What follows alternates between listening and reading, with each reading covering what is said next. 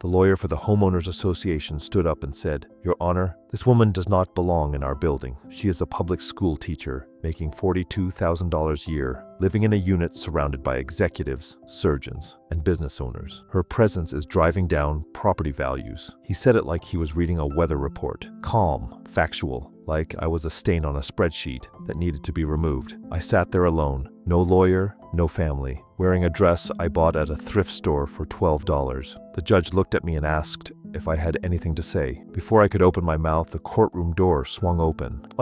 And the man who walked in changed everything. Let me start from the beginning. My name is Maya. I am 30 years old. I teach 4th grade at Garfield Elementary in the southeast part of the city. It is not a fancy school. Half the ceiling tiles are water-stained. The gym doubles as a cafeteria. We share textbooks because the district cannot afford a full set for every class. I buy my own supplies: markers, notebooks, stickers, glue sticks, with money from my own paycheck, which is not much to begin with. I love my job. I love it more than I have ever loved anything. Every morning, 23 kids walk into my classroom and look at me like I have answers. Some of them are hungry. Some of them did not sleep well because the apartment was too loud or too cold. Some of them are carrying things no 9-year-old should have to carry. And for 6 hours a day, I get to make the world a little bit bigger. I did not grow up with money. My mom raised me alone. She worked 2 jobs, front desk at a motel during the day and stocking shelves at a grocery store at night. We lived in a 1-bedroom apartment where the heat never worked right, and the hallway always smelled like someone else's cooking. But my mom made it feel like home. She read to me every night. She checked my homework even when she was exhausted. She told me I was going to be somebody, and she said it so many times that I started to believe her. The one person in my family who had money was my grandmother, Ruth, my mother's mother. Ruth was a quiet woman who had married a man named George, who started a small plumbing supply company in the 1960s. George passed when I was a baby, but the business had done well, and Ruth lived comfortably, not rich, comfortable. She owned a 2-bedroom condominium in a building called the Langford on the north side of the city. The Langford was nice, not flashy, but well kept. Marble lobby, doorman, 12 floors, the kind of building where people wore blazers to check their mail. Ruth had lived there for 28 years. She was one of the original owners. I visited her every Sunday. From the time I was 5 years old until the day she died, I went to Grandma Ruth's apartment every single Sunday. We would bake cookies. She would help me with my homework. She taught me to play chess on a wooden board that George had made by hand. When I got older, the visits became longer. We would talk for hours about life, about men, about what it means to be a woman who takes up space in a world that keeps asking her to shrink. Ruth was the reason I became a teacher. She used to say, "Maya, the most powerful person in any room is the one who taught everyone else how to think." She passed 3 years ago, quietly, in her sleep, at 89 years old. I was the one who found her the next morning when I came for our Sunday visit. She was in her armchair by the window, the chessboard still set up on the table beside her. She looked peaceful, like she had just closed her eyes for a moment and decided not to open them again. The will was simple. Ruth left everything to me. The savings, about $60,000, a few pieces of jewelry, and the condominium at the Langford. Unit 904, 2 bedrooms, 1 bathroom, a small kitchen, and a living room with a window that looked out over the park. I moved in 3 months after she passed. I kept her furniture. I kept the chessboard. I kept the cookie tin she always had on the counter. It still smelled like her. At first, things were fine. The doorman, a man named Luis, was kind. He helped me carry boxes. He called me Miss Maya. A few neighbors introduced themselves in the elevator.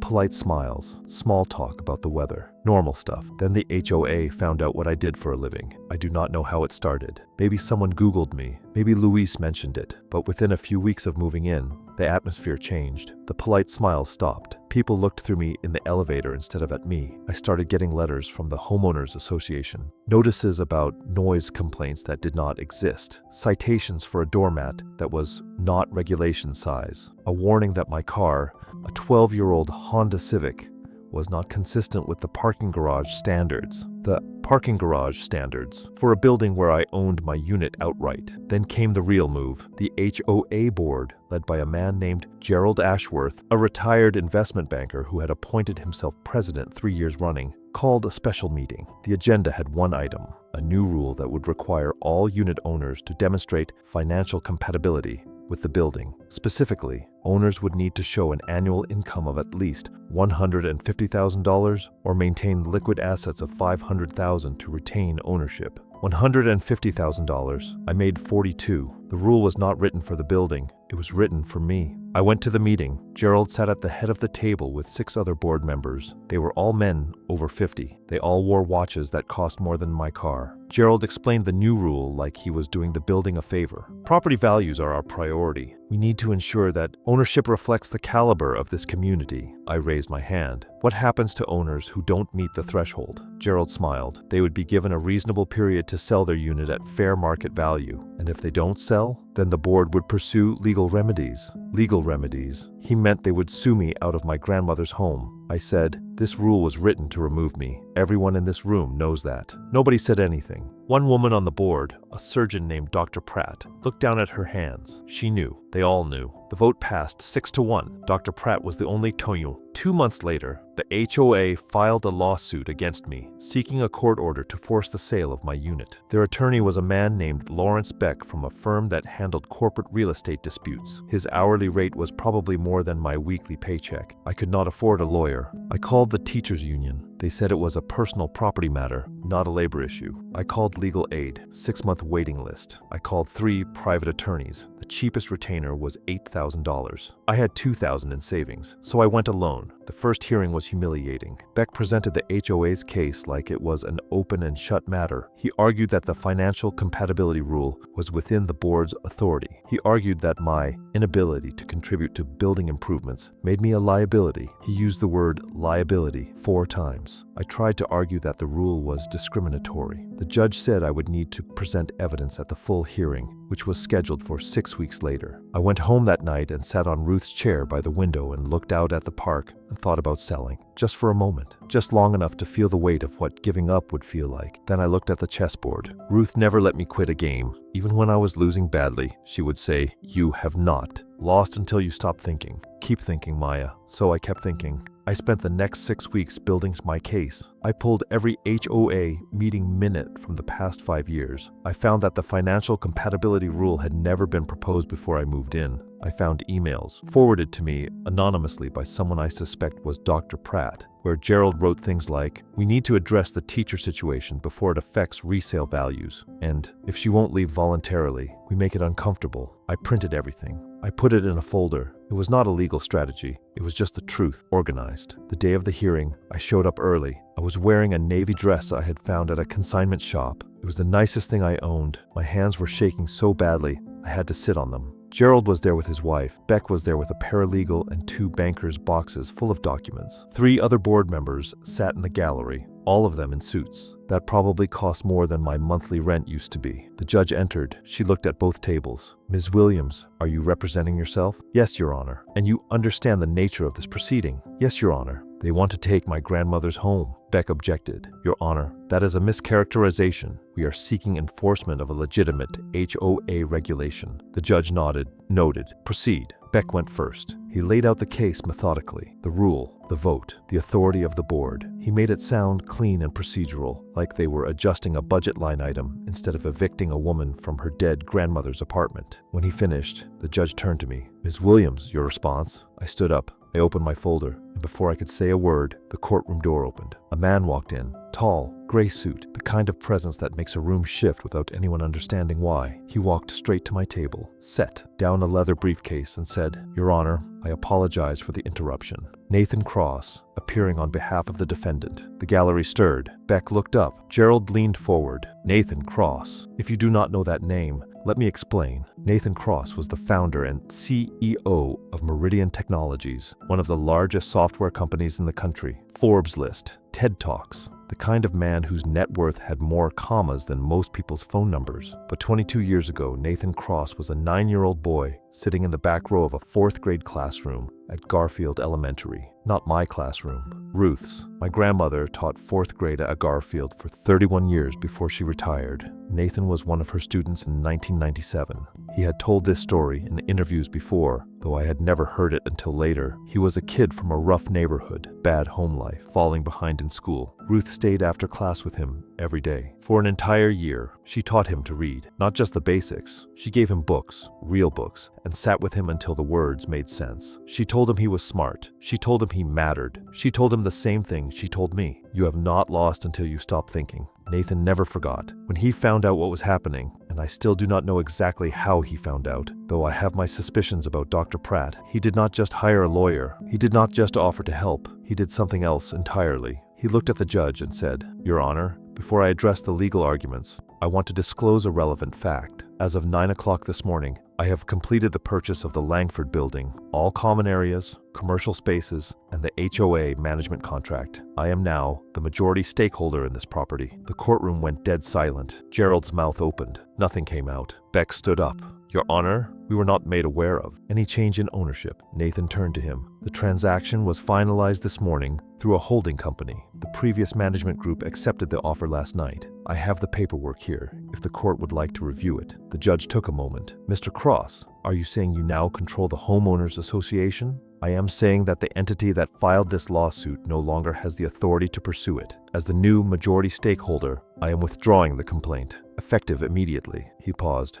Then he looked at Gerald. "I am also dissolving the current board and scheduling new elections. The financial compatibility rule is rescinded. And for the record, Ms. Williams' grandmother, Ruth Williams, is the reason I can read. She is the reason I went to college. She is the reason I built my company. This woman," he pointed at me, "is continuing her grandmother's work. She teaches at the same school. She sits in the same classroom. And the idea that anyone in this building has the right to push her out is not just legally absurd, it is morally bankrupt." Gerald stood up. "This is outrageous. You cannot just—" "Sit down, Mr. Ashworth. I own the building. You are a tenant." The judge looked at Beck. "Counselor, does your client wish to proceed?" Beck shook his head. He did not even look at Gerald. "No, Your Honor. We withdraw. Case dismissed." After the hearing, Nathan and I stood in the hallway. I was crying. Not the delicate cinematic kind, the ugly kind, snot and everything. "Why?" I asked him. "You did not even know me." He smiled. "I knew your grandmother. That is enough." He reached into his jacket pocket and pulled out a folded piece of paper. It was old, yellowed, creased from being folded and unfolded hundreds of times. It was a note in Ruth's handwriting.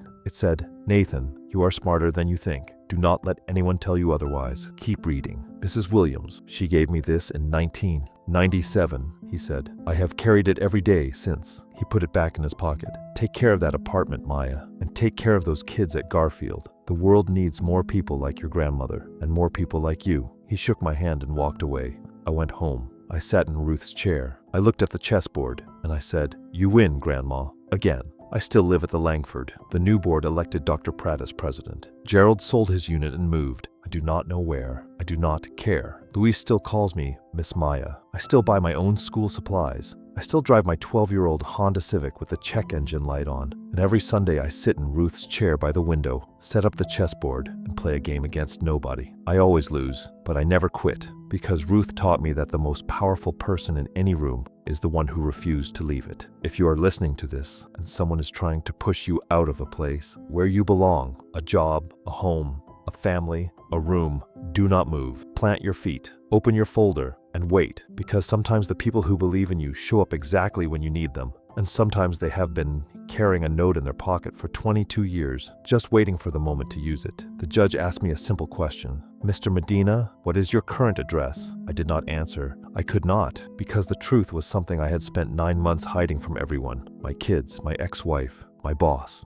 everyone. My 14-year-old daughter was sitting in the gallery. She was not supposed to be there. I had told her the hearing was canceled, but Lily always was smarter than me. She looked at me from the third row with those big brown eyes, and I knew she already knew. She had always known. "My name is Daniel Medina. I am 44 years old. I am an electrician. I have worked for the same company for 19 years. I show up every day. I do good work. I do not complain. I make $51,000 a year, which sounds like enough until you start subtracting. My ex-wife Rachel and I divorced 3 years ago. It was not dramatic. No screaming, no affair. Just two people who woke up one morning and realized they had become roommates who shared kids. We agreed on joint custody, 1 week with me, 1 week with her, We agreed on child support, $1,400 a month based on my income. I signed everything without arguing because I wanted my kids to see their parents handle it like adults. For the first year it worked. I rented a small apartment, 2 bedrooms, nothing fancy, but clean. Lily got her own room. My son, Diego, who was 9 at the time, shared with me on a pull-out couch when it was my week. It was tight, but it was ours. Then my rent went up. Then gas prices went up. Then the electric bill doubled because the apartment had terrible insulation. Then Diego needed braces. Then Lily's school had a field trip that cost $200 that I could not say no to because she had been talking about it for weeks. The math stopped working. I want to be very clear about something. I never missed a child support payment. Not once. Not one single time in 3 years. Even when it meant I had nothing left. Even when it meant choosing between paying the electric bill and eating. I paid because my kids deserved stability. And because a judge told me that was the number, and because I am the kind of man who keeps his word, even when keeping it costs him everything. But something had to give, and what gave was the apartment. I got the notice on a Thursday. Rent was going up another $300 a month. I sat on the pull-out couch and did the math on the back of a grocery receipt. Rent, utilities, car payment, insurance, gas, child support, food. There was no version of the math that worked. I moved out at the end of the month. I told the kids I was between places. I told Rachel I was staying with a friend. I told my boss I had moved closer to the job site. None of it was true. I was living in my car, a 2009 Ford F-150 with 240,000 miles on it, a cracked windshield, and a back seat that was not long enough for a grown man to stretch out. I parked in the far corner of the company parking lot, behind the dumpsters where nobody walked. I kept a sleeping bag, a pillow, a gym bag with clean clothes, and a flashlight. I showered at the gym every morning before work. I ate fast food or gas station sandwiches because I could not cook. For 9 months, I lived like that. 9 months. Nobody knew. I clocked in every day, looking like a normal person. Clean shirt, shaved, coffee in hand. Nobody asks how you are when you look like you are fine. The hardest part was my weeks with the kids. I could not have them sleep in a truck. So during my custody weeks, I booked the cheapest motel room I could find. $55 a night, $385 a week. I told the kids it was temporary. Lily looked at the stained carpet and the bathroom that smelled like bleach and said, "It is fine, Dad." She said it the way adults say it, the way people say it when they know it is not fine, but they love you too much to make you feel worse. Diego thought it was an adventure. He jumped on the beds and watched cable TV and asked if we could get pizza delivered. He was 10. He did not understand. Lily did. She understood everything. Then, 11 months after the divorce, Rachel filed a motion to increase child support. Her lawyer argued that my income had grown. I'd gotten a small raise, about $3,000 a year, and that the children's expenses had increased. She wanted $1,800 a month instead of $1,400, $400 more. $400 I did not have. $400 that would mean I could not afford even the motel during my custody weeks. I showed up to the hearing alone. No lawyer. I could not afford one. I sat at the table in my one good pair of pants and a button-down I had ironed on the motel bed with a wet towel the night before. Rachel was across the aisle with her attorney, a woman named Claire Huang, who was sharp and prepared and had a folder full of financial projections. Rachel looked good. She had a new car, a new haircut. I found out later she had moved in with her boyfriend, a man who owned a construction company. She did not need the money, but her lawyer told her she was entitled to it. So here we were. Huang presented the case. My raise, the children's growing needs, increased medical costs. She asked the judge to adjust the support to $1,800 per month, retroactive to the date of filing. Then she said the thing that made my blood go cold. Your Honor, the respondent has consistently paid on time, which suggests he has the financial capacity to absorb an increase. His payment history indicates hidden income or undisclosed. Resources, hidden income. I was sleeping in a truck behind a dumpster, and she was accusing me of hiding money. The judge turned to me. Mr. Medina, do you have a response? I started to speak. I had prepared something, a few notes on a piece of paper about my expenses, my rent increase, my situation. But the judge cut me off with a different question. Mr. Medina, for the record, what is your current address? And that is when everything stopped. I looked at the table. I looked at my hands. I could feel the room waiting. Rachel was watching me. Huang had her pen ready. The judge was patient but firm. I could not lie, not in a courtroom, not under oath, but I could not say the words either.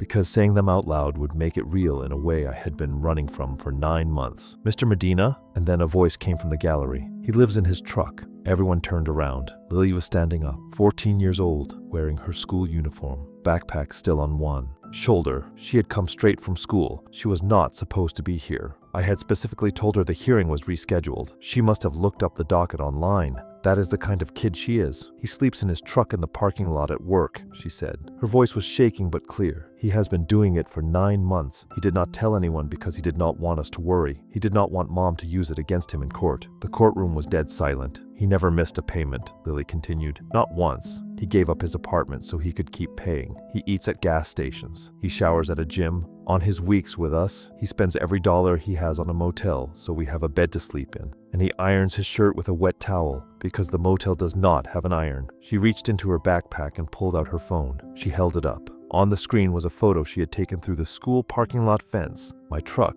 my sleeping bag visible through the back window, taken on a morning when I dropped her off and thought she had already walked inside. "I took this 2 months ago," she said. "I have been checking on him every morning before school. He does not know." I broke, right there at the table. I put my head in my hands and I broke, not because I was ashamed, because my daughter, my 14-year-old girl, had been carrying this for 2 months without telling me. She had been watching me from a distance, making sure I was okay, the same way I had been watching over her since the day she was born. The judge looked at Rachel. Rachel's face was white. She was not cruel. I want to be fair about that. She did not know. She really did not know. But the look on her face told me that whatever she thought this hearing was about, it was not about this. Huang set down her pen. She did not say anything. The judge was quiet for a long time. Then he said, "We are going to take a 15-minute recess. When we return, I would like both parties to be prepared to discuss a revised arrangement that reflects the actual financial circumstances of the respondent." During the recess, Rachel walked over to me. She was crying. "Danny, why did you not tell me?" "Because you would have used it to take the kids." She flinched, not because it was cruel, because it was true,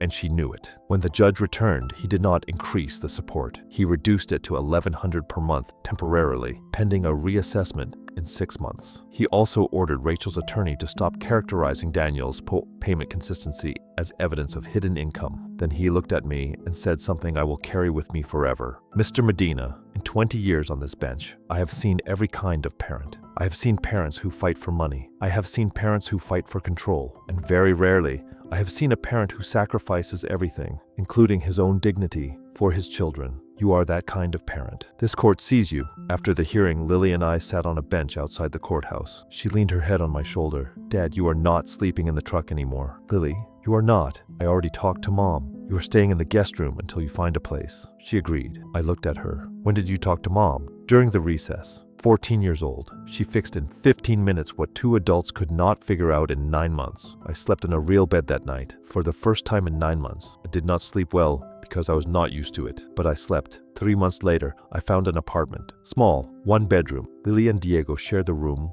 when they stay with me. I take the couch. It is not much, but the heat works. The hallway smells like my cooking now, and there is an iron in the closet. If you are listening to this and you are struggling, really struggling, the kind where you are choosing between food and dignity, I need you to hear something. Asking for help is not weakness. Hiding is not strength. The people who love you already know. They can see it in the way you iron your shirt with a wet towel and pretend everything is fine. Let them in, because sometimes the bravest thing a person can do is stop pretending. The judge looked at my son and asked him a question I had been wanting to ask for 5 years. "Mr. Callahan, when was the last time your children saw their grandmother?" My son looked at his lawyer. His lawyer looked at the table. Neither of them answered, so I answered for them. "June 14th, 2020. It was Olivia's 4th birthday. I brought a cake. They let me stay for 20 minutes. I have not seen my grandchildren since. My name is Dorothy Callahan. I am 70 years old. I used to have a family. Now I have a box of envelopes and a chair at a table with no one sitting across from it. Let me tell you how a grandmother ends up in a courtroom fighting for the right to see her own grandchildren. My son, Patrick, married a woman named Heather 12 years ago.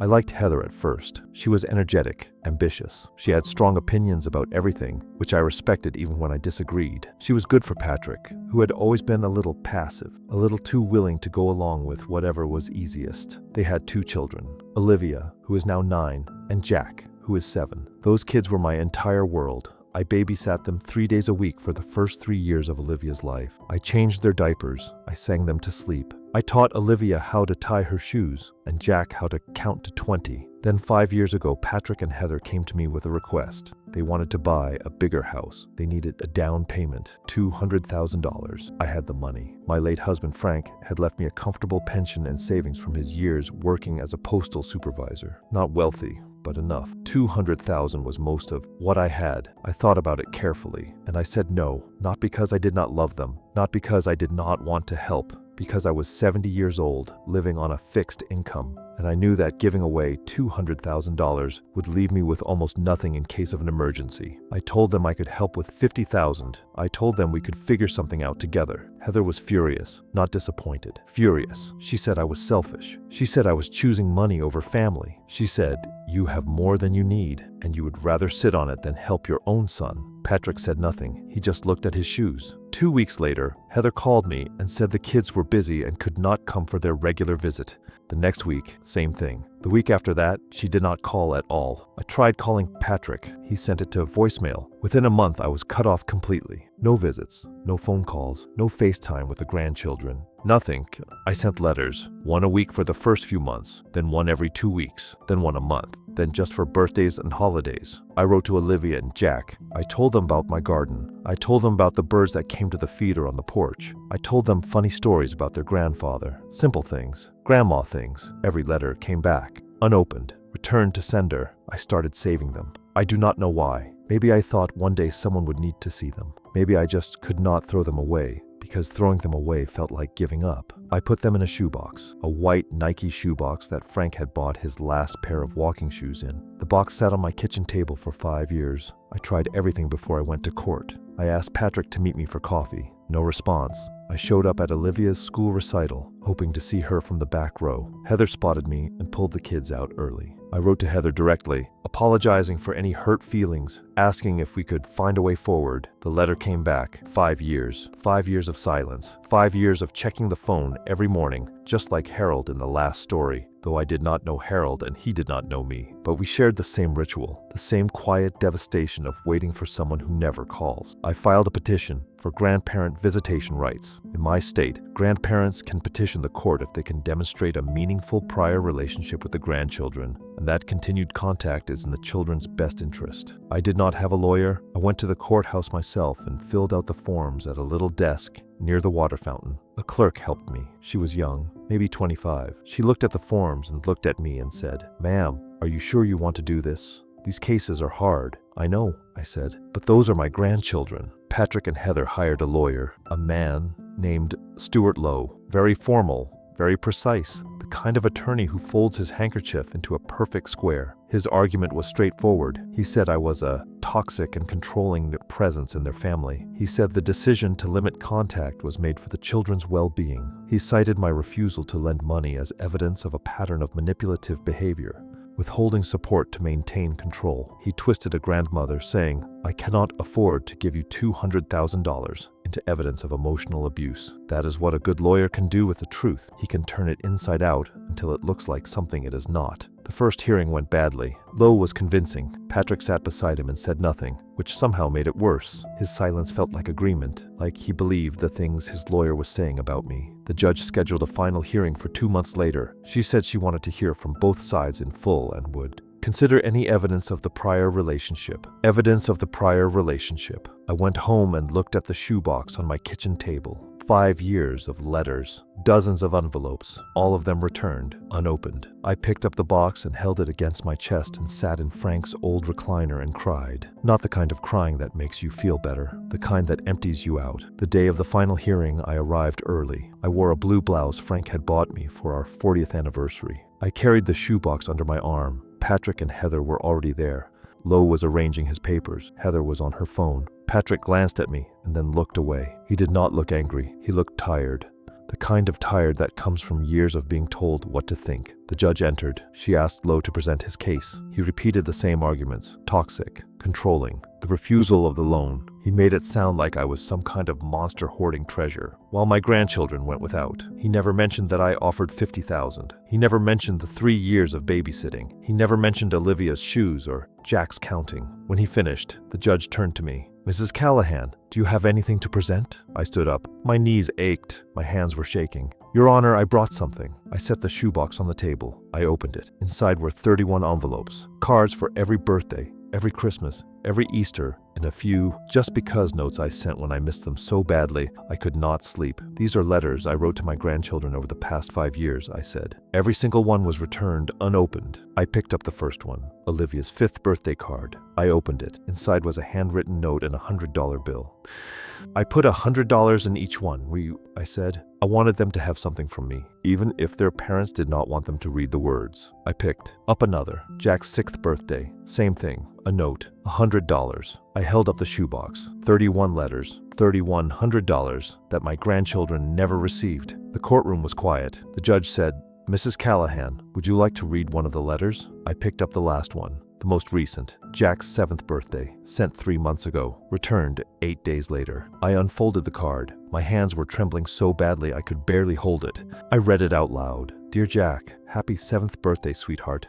I cannot believe you are 7 already. The last time I saw you, you were 2 and you were learning to count. We got all the way to 20 together, and you were so proud. I was proud too. I put this card in the mail, knowing it will probably come back, like all the others. But I write it anyway, because I want you to know that your grandmother thinks about you every single day. I still set your place at the table on Sundays, just in case. The chair is always there. I love you more than you will ever know. Grandma. I set the card down. The courtroom was silent. The judge took off her glasses and set them on the bench. Heather was crying. Not the performative kind, the real kind. The kind that comes when something you have been pushing down for years finally breaks through. Patrick was staring at the shoebox. He was not crying. He was just staring at it, like he was counting the envelopes and realizing for the first time how many Sundays I had been sitting alone at that table. Lowe did not speak. He did not object. He did not ask for a recess. He just sat there. The judge looked at Patrick. Mr. Callahan, I'm going to ask you a direct question, and I want an honest answer, not from your attorney. From you. Did you know your mother was sending these letters? Patrick swallowed. He looked at Heather. Then he looked at me, and for the first time in 5 years, he said something honest. Yes. Did you know they were being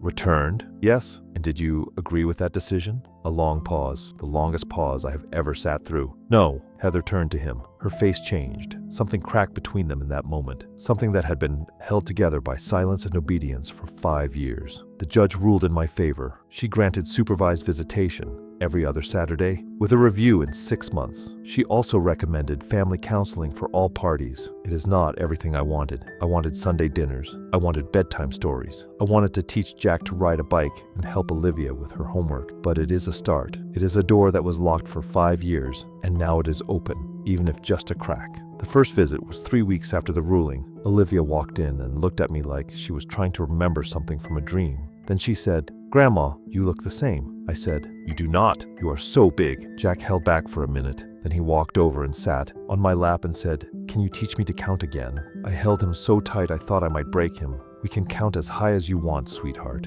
If you are listening to this and you are a grandparent who has been shut out, I want you to know something. Keep writing the letters, even if they come back, even if nobody reads them, because one day, those letters might be the only proof that you never stopped loving them, and that proof might be the thing that brings them home. Keep setting the chair at the table, keep the door open, and never, ever stop counting.